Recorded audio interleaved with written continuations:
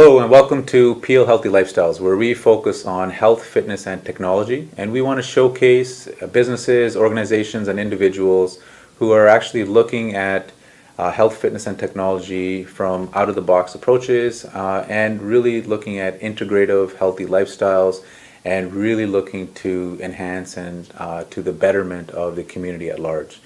Today we have with us Timothy Muttoo from H2 for All. Welcome, Timothy. Thank you. It's great to be here. Thank you very much. Thank you for joining us on Peel Healthy Lifestyles and coming to the studio. Maybe, Timothy, you can kind of talk about your background and kind of share with our viewers, what brought you up to this point, and then we can kind of get into what H2 for All is. Yeah. So, grew up here in Mississauga, not far. Okay. And I kind of always wanted to, as a child, started to think of ideas of helping people. Okay. So my parents immigrated to Canada. Okay. So they've come from the West Indies, and I've always heard stories about what's gone on in different countries, right, and all of the stories you'd hear from typical immigrant parents. Okay. And then I kind of ended up wanting to become an engineer. Okay. So I ended up down at Ryerson University, and I did my chemical engineering degree. Okay. And I just fell in love with this concept that I could use my thoughts and my skills to build things and to make processes and to solve problems. Okay. And right. some of that. So I worked in a company for about 10 years. Okay. Doing some great work in innovation and developing technology. And during that time, I just started to travel around the world. I had a little more time on my hands, a little more resources to do that. And when I started to travel around the world for some of the first times in my life and meeting people, I saw people in such need. Okay. People with health issues, economic issues, in dire need of people just to come along and just help them in some way. Right. So in that process, I was like, well, I have the abilities as an engineer now. I've come up with certain technologies that I've been able to develop over the years. Okay. And I said, well, maybe I can just come alongside of some of these people, right, who just need some help. Okay. And that's kind of how the story started. Is I really saw people in communities in very poor villages that were forgotten. Okay. A lot of charities or a lot of organizations just weren't reaching out to them. Right. And some of the people that were doing amazing work that I was meeting in these countries were maybe doing great work in building schools, or maybe they were doing great work in building hospitals, okay, or clinics, but they weren't addressing some of the needs that I had the abilities to address, which okay, are around water and okay, sanitation. Right. So that's kind of how this started to ferment in my mind. I'm like, well, maybe I can start addressing some of those. Okay. And then we moved into this idea of starting a charity, a Canadian registered charity, right, to start addressing that. So it really came out of my desire to use my knowledge, some of my giftings and abilities, to point them in the direction of helping people kind of take some steps toward helping themselves. Fantastic. Yeah. So that now brings us up to H2 for All now. So maybe you can explain to the viewers what H2 for All is. Yeah, so H2O for All, I founded this organization with a wonderful woman named Odile Bartlett. So she's out of Oakville.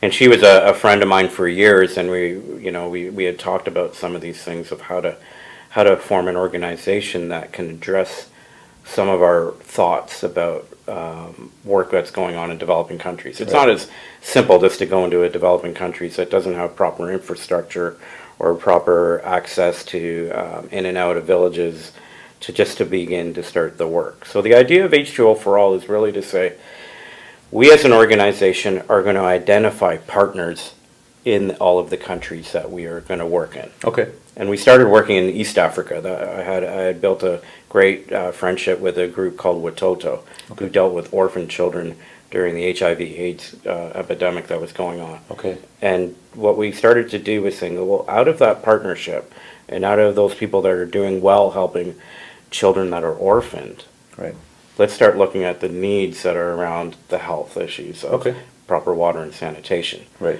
So H2O for All, first of all, what we try to do is identify partners that are, that we flush out, that have proper boards, proper finances. Right. They're doing properly in what they're running their organizations, and they're doing great work. Okay.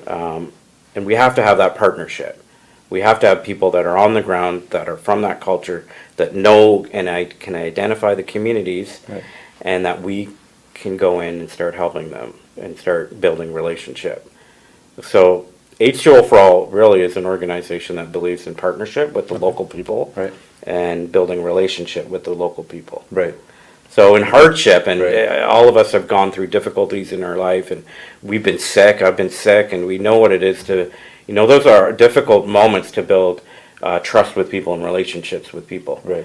But when you're vulnerable, sometimes it's the moment that you can build trust with people and say, I'm going to come alongside of you, and I'm going to care about you to the point that we want to see your family and your friends and your loved ones and this community begin to change, begin to see that change. Right.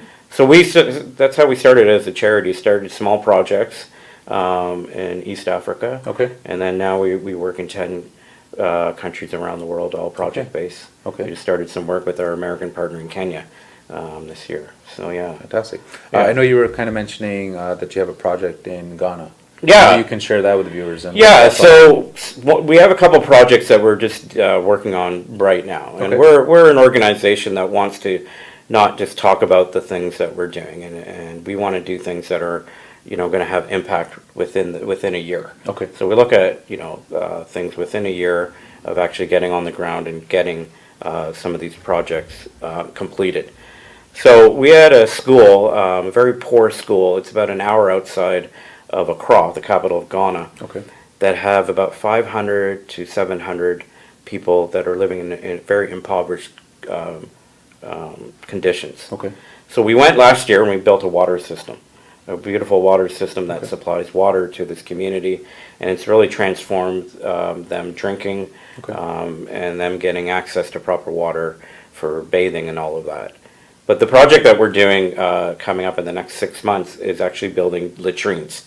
Okay. Building what we would call toilets. Right. So the issue that they have there in this community is the children and even community members as adults are using the bush. They're just going into anywhere they can to go to the bathroom. Okay. And I know that's an awkward topic to talk about, but that's, there's 2 to 3 billion people out of the 7 billion people Right. on the planet right now that don't have access to a proper toilet.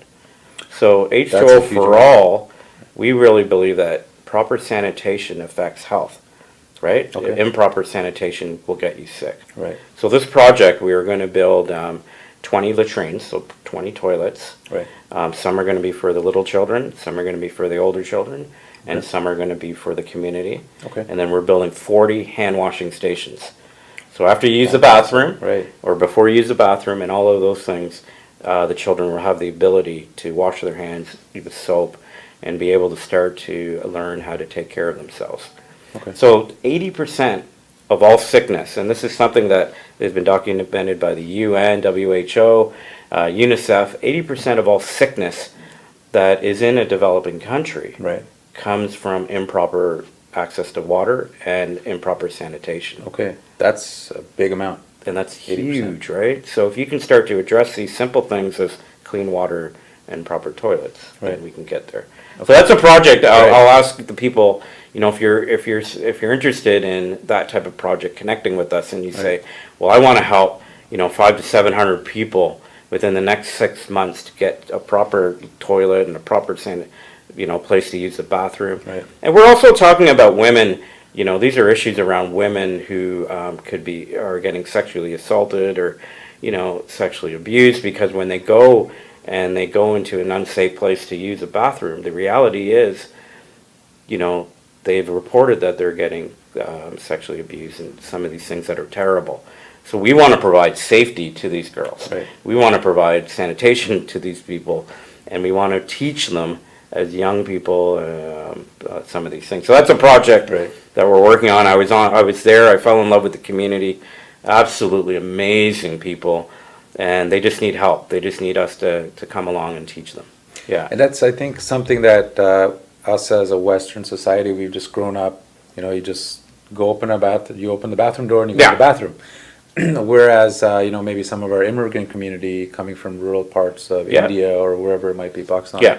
That's something that that was their lifestyle. And that's how they grew up. maybe in the 50s and the 60s, and maybe some of them who are in like real rural areas might experience that. With that, is there, as you've kind of developed these projects, I'm sure there's other projects as well similar to this that you've been participating in partnership with, and maybe you can share some of the other projects that you might be involved with right now. Yeah, so another project we're doing is in the Dominican Republic, and it's with a great organization that works with children, and it works with young girls. And we've worked with this organization for the last 5 years. And what we're doing in the next 6 months to 8 months is we're working with them, and the building is literally being constructed presently, is we're helping them provide proper water and sanitation at an outreach center. So this outreach center is going to help young boys and girls get better education. Right. So in an impoverished community, the issues around education is a lot of children just can't go to school because they, first of all, don't have the money, or they're spending most of the time getting water and going getting firewood or charcoal. So they just don't have that time. What percentage or how much amount of time would these kids be spending for these basic necessities that we kind of take for granted? Yeah, great question. So in all of the countries, and I've traveled around the world, and it's something that, I see literally with my own eyes and sit in mud huts just like we're talking here. Right. Sometimes it's 2 to 4 hours, A day. literally a day, that mainly children and women are addressing the needs of water, getting things that they need for their basic necessities and food. Okay. So think about it, like if you spend 2 to 4 hours a day doing that, Right. you're not getting to go to school. Right. You're spending most of your time just doing that. And then as years go by and you grow up, you become someone that's not educated. Right. So that project in Dominican Republic is also addressing things with young girls. Okay. Young girls in that community in Sosua is one of the highest places for sex trafficking in this hemisphere, next to Thailand in the world. Wow. And that's something that really breaks my heart, is when Right. you go into impoverished communities, is sometimes girls think that the only option that they have to make some money and to live is by sex trafficking themselves. Right. So what's going to happen at this community center, and I'm in love with what's going to happen there, is women from that community or who have come out of maybe sex trafficking or who are in love with their community are now going to empower their own women and empower those girls that there are different futures for them. Right. There are different things they can do. Exactly. Right? And Exactly. say, well, you don't have to sex traffic yourself, and you can do some things and become a great person. Right. And so that's another great project that we're doing. So if that's something you want to connect with, educating young boys and girls, and then seeing girls, especially young girls ages 15 to maybe 25, go on a path that they're not having to go into that world. Okay. That's something Right. that we're working on too. That sounds fantastic. Now, as the time's starting to wrap up, maybe you can share some future projects and some ideas that you may have of what you see. There's maybe some needs that really need to be addressed, maybe even locally. I know we've talked a lot about kind of outside of Canada. That might be one, and please share your information so that if there's viewers out there that want to get involved with you. Yeah. So, we're celebrating our 10th anniversary this year. We were Congratulations, founded in 2008. Okay. And we're having a big gala in October 27th. So if you want to come, anyone of the public on October 27th in Oakville want to come, you're welcome to come. And Nick's going to put our website, h2oforall.org. The other things that we're looking at, some people have always asked me, well, you're doing great things around the world, Tim, and Odile and all of our team, but what's going on in Canada? Right. So we have finally started to build some partnerships. We're writing some proposals. We're working with some potential foundations to start to look at what's happening with Indigenous communities and starting to build those relationships to start addressing water needs in Canada. Right. So if that's something some of your viewers say, well, I would love to help some people here in Indigenous communities across from British Columbia to Newfoundland and even here in Ontario, please, those are things that we would love for you to come alongside of us. Right. All right? Okay. This is a journey that we're doing together. That's right. And we're going to be partnering with Indigenous communities in the next few years. Yeah. That sounds amazing. So as we kind of run out of time, Timothy, I want to thank you for Well, joining thank us you. in the studio. Thank you for being present at Peel Healthy Lifestyles. And viewers, Timothy will be on one of the discussion panels at the Peel Healthy Lifestyles show, so you can definitely reach out to him as well. We'll also provide the links to Timothy as well as h2oforall.org in the descriptions below. So once again, we want to thank you for joining us at Peel Healthy Lifestyles, where we focus on health, fitness, and technology, and we want to showcase all the organizations, businesses, individuals that are really focused on improving the overall health and lifestyle of individuals all around Peel. So once again, Timothy, thank you very much. Thank you. Thank you, viewers, for tuning in to another episode of Peel Healthy Lifestyles. Until next time, take care.